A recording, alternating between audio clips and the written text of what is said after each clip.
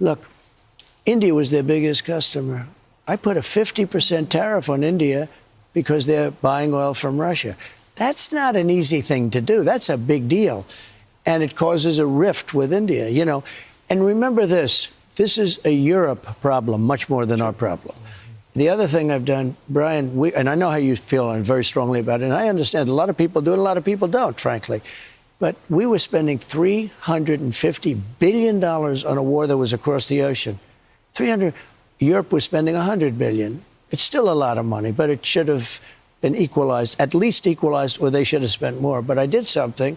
As you know, I went to NATO, great relationship with all of those NATO countries, and I got them to raise from 2% to 5%. And then I got them to pay for anything that all of our costs now are being paid by NATO. So NATO is very, you know, they're rich countries, and they're now paying. We're sending missiles and things to NATO. NATO's paying us, and they're distributing to where they want, which is, in this case, Ukraine. Mr. President. Which is a big saving. That's a big difference. We're not spending. But you know what I want to do? Yeah. I want to stop it for a different reason. Because now, I guess you could say we make money. I don't want to make money, but we're making money because.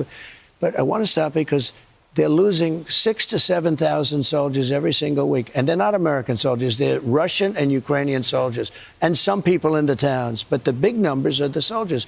They're losing. Last week, they lost 7,018 soldiers.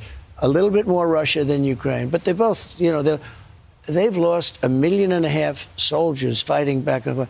I want to stop it on a human basis. You know, their souls, they're Russian souls, they're Ukraine. They're not American. Yeah. But I just feel I have an obligation.